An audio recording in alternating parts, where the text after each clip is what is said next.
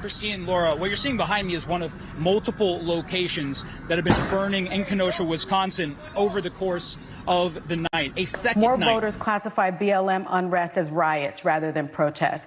And that is scary because that's feeding into this narrative that the Trump campaign has been putting out there. So this is manufactured by the Trump campaign. And I just wish that people understood that and knew that and just looked up the real facts about protests in this country. Okay, everyone. Tomorrow's the big day, so I want you to all listen up. It all starts with me.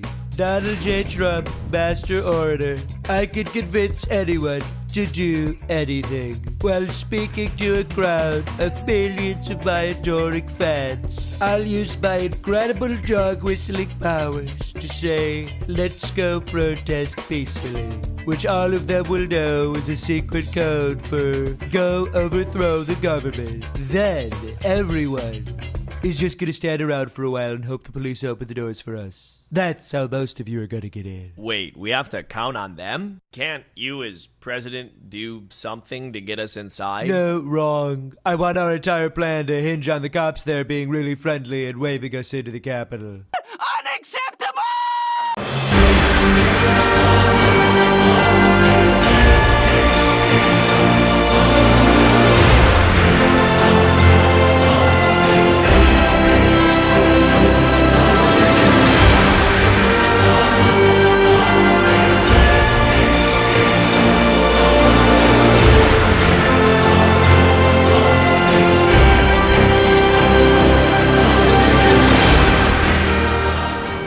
The core debate is summed up in the simple question: was January 6, 2021 an insurrection or a Fedsurrection? On the one hand, you have people who are extremely worked up over a protest that lasted approximately 4 hours, where the protesters caused negligible property damage and minuscule harm before retiring for the evening in time for curfew. On the other hand, you have a political protest that ended up with 4 protester bodies on slabs in the morgue. Participants were the only casualties that day, yet the survivors of the D.C. Epiphany Massacre were hunted down across the country. The insurrection side points to the, quote, unprecedented nature of the, quote, attacks as signs that not only did we deserve what we got, but that we still deserve worse than we've already suffered. J6ers, on the other hand, don't argue that we were all angels or saints. Rather, we merely point out that the reaction itself wasn't proportional, especially considering the years of leftist protests preceding that date, where arrests were few and the DOJ usually opted to lower charges or drop them altogether. According to the DOJ's own data, less than 300 protesters faced federal charges due to their participation in the 2020 summer protests in Washington, D.C., while 1,575 participants in the January 6 protests were charged in federal court. Furthermore, in contrast to the May 2020 Capitol protests over George Floyd, where, according to the DOJ, quote, declare and disperse orders were frequent, on January 6, commanders failed to issue any clear audible dispersal orders before they escalated the violence. There was merely a text that was sent out at the behest of Mayor Muriel Bowser, stating that at 6 p.m. a curfew had been set. A curfew, as I frequently mention, we honored despite being impeded by bottlenecking and kettling that day. One side is trying to inject nuance into popular understanding of what went down that day. The other side appeals to emotions, trying to preserve a raw sense of imminent threat.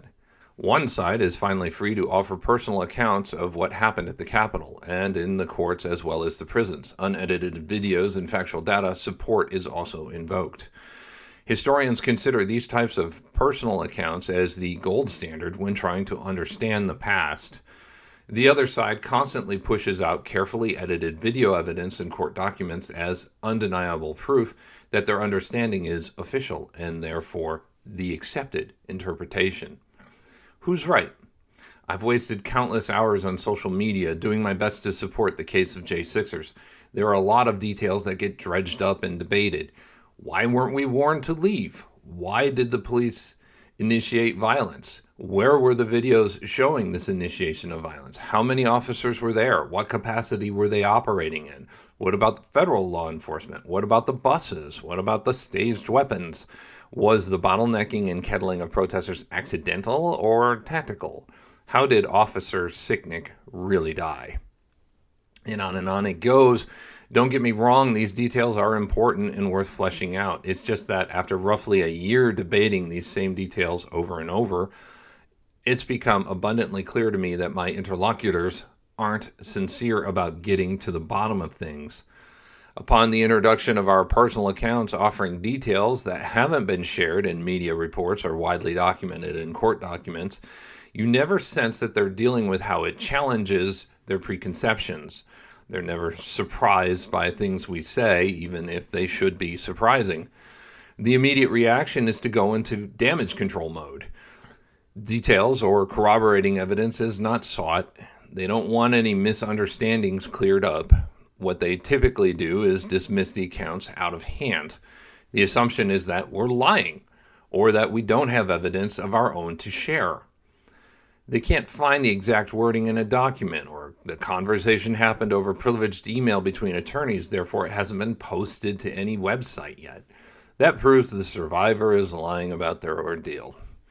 When evidence is provided, it's discounted anyway. In some cases, the insurrection side works so hard to dredge up counter evidence, they end up providing further evidence of our claims.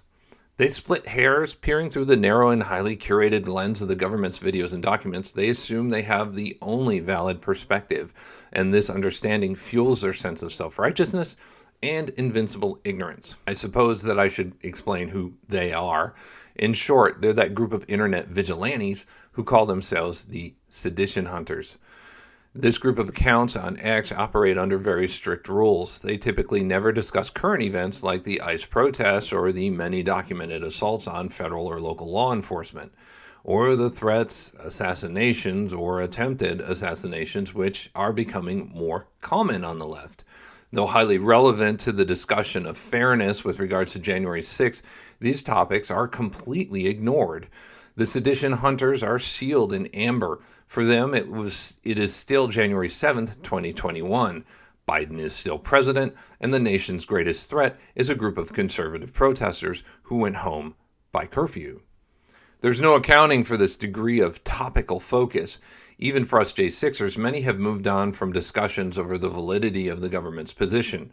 Yet this group of social media advocates, none of whom personally suffered any kind of harm or even inconvenience related to January 6th, return to the topic again and again, only to reinforce their narrative. In dealing with them, I've discovered that arguing over this or that detail is meaningless. They will not incorporate any new information into their store of knowledge. That's because the factual details gleaned from our accounts directly and indirectly cut to the core of their answer to the question, was it an insurrection or not? If it wasn't, then the Fedsurrection argument is almost proven true by default. It is ironic that a disproportionate number of us chose to go to bench trial because the DC juries were famously more unhinged than even the judges themselves. In other words, many of us didn't get the benefit of a fair jury trial. Until the 2024 election, that is. And here we get into the real answer to the big question, not the details about who struck whom first or even who died and who didn't. In many ways, the election of 2024 was a national referendum on the Biden regime's take of January 6th. Instead of being subjected to local DC judges or jurors, however, the determination was left up to the widest possible audience, the national American electorate. Keep in mind that in a fair trial, just one stubborn juror can see a defendant off scot-free. In the case of the 2024 election, we weren't saved by that minority of jurors, but by a plurality of voters. The sedition hunter counterargument is that, well, Trump campaigned on the promise to pardon us. Voters had other reasons to vote for Trump, like immigration or the economy. That's not a great counterargument. For one, it's very complimentary towards President Trump and his ability to run the country. For another, it completely ignores how deeply his own reputation as a candidate was tied to the events of that day. The whole idea of leftist lawfare was to use the law to bring down Trump. Jack Smith investigation and the January 6th committee were key aspects of that process. Democrats tied the millstone of Jan 6 around Trump's neck with the express intention of torpedoing his integrity and his campaign. And instead of sinking, that millstone propelled him to an unprecedented Republican landslide victory.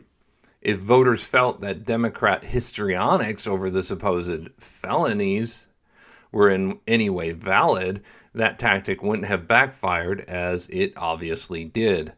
So really, the national discussion about Jan 6 being an insurrection was in fact decided by the 2024 election. The sedition hunters are arguing the case after the verdict has been read and everyone else has gone home. Yet that's not the most damning evidence that there was no insurrection that day. It's the Biden administration itself that proved that point beyond a shadow of a doubt. There were no charges of 18 U.S.C. 2383 insurrection, and thus no convictions. The waters are even more muddied by the 18 U.S.C. 1512 charges, the interfering in official proceeding charge, which the government attempted to charge defendants with, but failed because the statute never applied. This indicates the government had to stretch to make its narrative fit and knowingly misapplied the statute, prioritizing political effect over justice. Those two facts alone severely undercut the government's credibility as well as argument that January 6 was an insurrection. It's also damning that the government demonstrated no remorse for its failure to effectively prosecute the narrative. When reproved by SCOTUS on the 1512 charge, the Biden DOJ sought other legal measures to inflict maximum pain on defendants as opposed to moderating its stance for the sake of principled application of law. There's no running from the fact that the government's own findings conclusively prove there was no insurrection during the unarmed 4-hour protest. From the very first and all throughout the Biden administration, Mary Garland's DOJ made it a point to boast about the unprecedented amount of resources being piled into the prosecution of these cases. Indeed, the response by the sedition hunters themselves was touted as a novel development wherein a cadre of grassroots volunteers stepped up to assist the government in ways that complemented and amplified its efforts beyond what had already been considered previously achievable.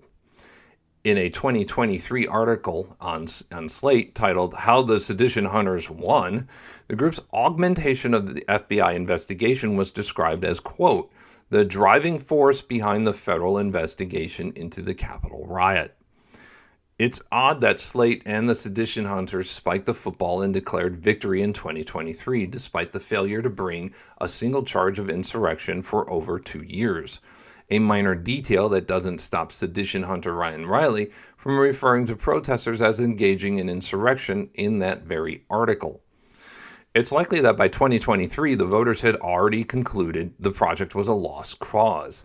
What really was unprecedented about Jan 6 was the glaring failure of the DOJ to secure indictments or convictions despite the constant hyperventilating of Biden, the media, and the government over a supposed national existential threat. Even with the astronomical increases in resources and a highly publicized online pogrom of G-men wannabes on social media, the tyrants lost. Our interlocutors among the sedition hunters resolutely refuse to acknowledge a reality that is the very fruit born of their labors. They insist on advocating for a position that they actively worked to discredit, albeit unintentionally. Yet they still try to back up their perspective by continuing to proffer the same government evidence. It's too late for that. The chances that they can bend hearts and minds back to their emotionally driven arguments grow dimmer by the day. Which is why I suspect that, even among the left, the idea that January 6 was an insurrection was never actually believed, so much as it was promoted, because it was understood as a politically useful cudgel. You have to ask yourself, of all those who, especially on the left, expressed agreement with the government's characterization of January 6, how many actually believed that it was an insurrection? Nancy Pelosi's own daughter, Alexandra Pelosi, was caught on camera admitting the reaction to January 6 was overblown. I know you're not the bad guy. I mean, if there is, I haven't found the bad guy yet, but if there is, I know you're not the bad guy. I mean, he's like a stereotypical bad guy. But the thing is, why I asked you the question of like, So what was the plan? Is that if there was an insurrection, you were supposed to be in line marching. You're in the military, you know this. No, you were supposed to have a plan. You're going to be able to laugh about this one day. If I were you, I would drag it out. That's what I would do. My strategy is drag it out because. The real tell that leftists never believed in the threat of insurrection is their absolute indifference to protests against law enforcement and brazen ploys to upend American civil order today. A transparent lack of principle does a lot to invalidate a position, especially when that position is predicated solely on fostering and maintaining an extreme emotional state of existential terror in an uninterested and deeply skeptical public. Even rank-and-file Democrat voters seem embarrassed by their party's performative antics. As we round this first year back from prison, many of us J6ers are still struggling in our daily lives. You never know when you're going to run across yet another unhinged leftist, mental-sided by lies, and be forced into drawn-out defense on the particulars. Whether the sedition hunters will acknowledge it or not, the discussion was over before any of us walked out of prison. The evidence backs up our more nuanced take, and the national sentiment has long rounded the corner from leftist hysterics. While the sedition hunters were proudly doing their end zone dance in 2023, it's my personal pleasure to inform them that it was in fact our side who definitively won the argument on what January 6th was, and that's in large part thanks to them.